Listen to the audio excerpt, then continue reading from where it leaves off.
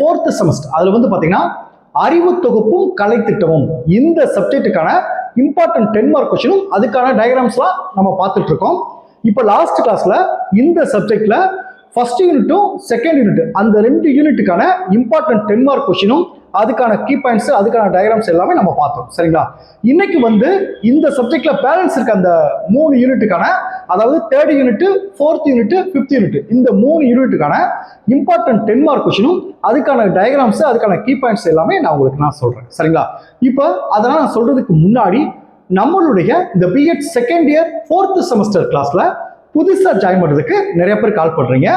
நீங்க எப்படி ஜாயின் பண்ணணும்னா என்னுடைய மொபைல் நம்பர் 9159084262 இந்த நம்பருக்கு நீங்க கால் பண்ணுங்க.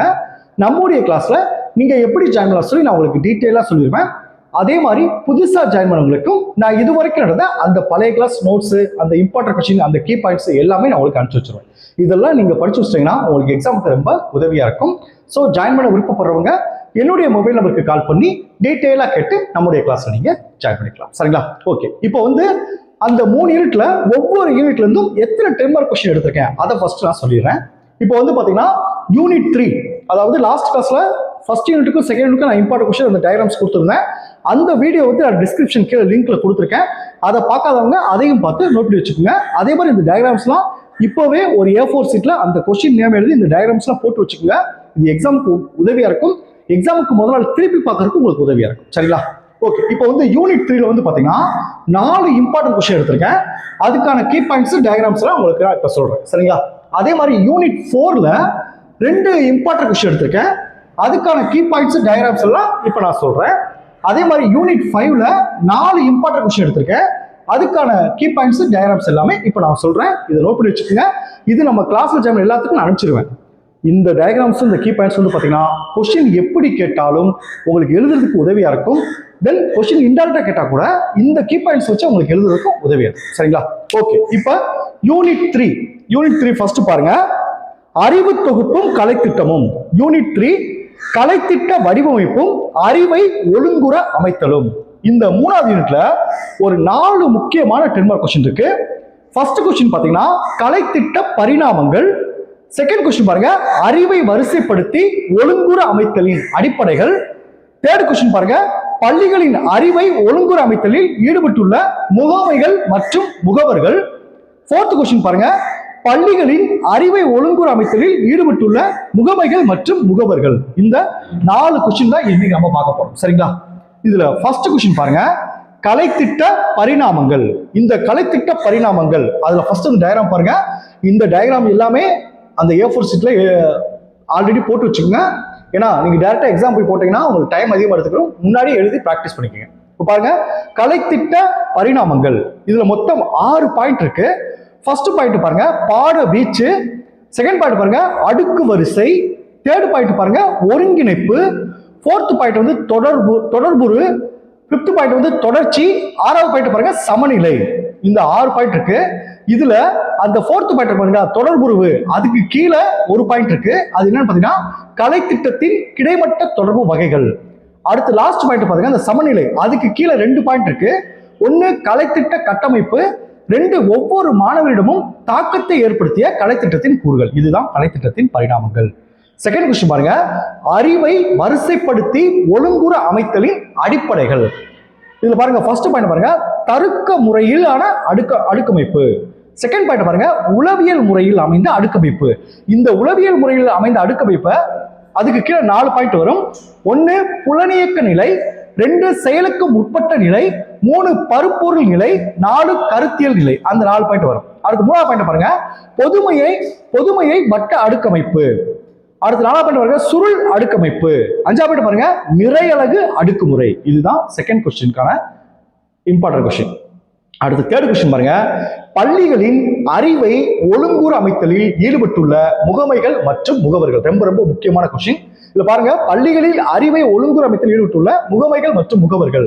இதுல ஃபர்ஸ்ட் பாயிண்ட் பாருங்க கலைத்திட்ட மேம்பாட்டில் தேசிய கல்வி ஆராய்ச்சி மற்றும் பயிற்சி நிறுவனத்தின் பங்கு.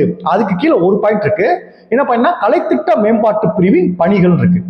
செகண்ட் பாயிண்ட் பாருங்க கலைத்திட்ட மேம்பாட்டில் மாநில கல்வி ஆராய்ச்சி மற்றும் பயிற்சி நிறுவனத்தின் பங்குகள். தேர்ட் பாயிண்ட் பாருங்க கலைத்திட்ட மேம்பாட்டின் முகவர்களாக ஆசிரியர்களின் பங்குகள். அந்த ஆசிரியர் பங்குகளுக்கு கீழே 2 பாயிண்ட் இருக்கு.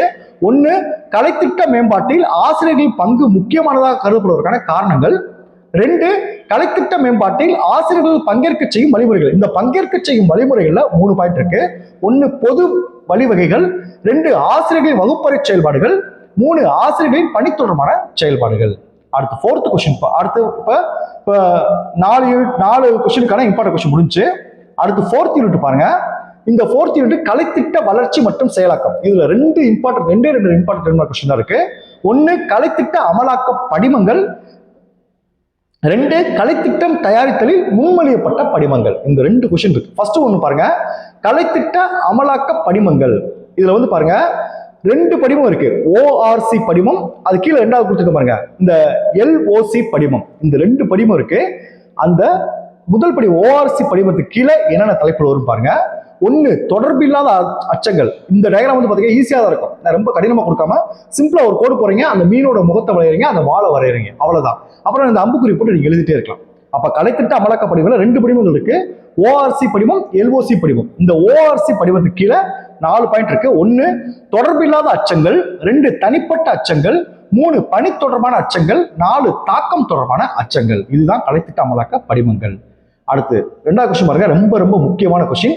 கலைத்திட்டம் தயாரித்தலில் முன்மொழியப்பட்ட படிமங்கள். 3 படிமங்கள் இருக்கு. 1, டைலரின் கலைத்திட்ட விசாரணை படிமம். 2, கில்டா தாவாவின் அடிநிலை காரண காரிய படிமம். 3, செயிலர் மற்றும் அலெக்சாண்டரின் திட்டமிடும் செயல்முறை படிமம். இந்த 3 படிமத்தை ஒரே கேள்வியில கேட்கலாம், இல்லைன்னா ஏதாவது இண்டிவிஜுவலா ஏதாவது ஒரு படிமத்தை பத்தி கேட்கலாம். அதனால தான் இந்த 3க்குமே தனித்தனியா நான் உங்களுக்கு டயக்ராம் கொடுத்துருப்பேன். ஃபர்ஸ்ட் ஒன்று பாருங்க, இந்த டைலரின் கலைத்திட்ட விசாரணை படிமம். இதுல வந்து 4 பாயிண்ட் வரும். 1, பள்ளியின் நோக்கங்கள். 2, நோக்கங்களோடு தொடர்புடைய கல்வி அனுபவங்கள். 3, கல்வி அனுபவங்களை முறைப்படுத்தி வழங்கல். 4, மதிப்பீடு செய்தல். இது வந்து இந்த டைலரின் கலைத்திட்ட விசாரணை படிமம். இந்த 4மே வரும். சரிங்களா? 2வது பாருங்க, இந்த செயிலர் மற்றும் அலெக்சாண்டரின் திட்டமிடும் செயல்முறை படிமம்.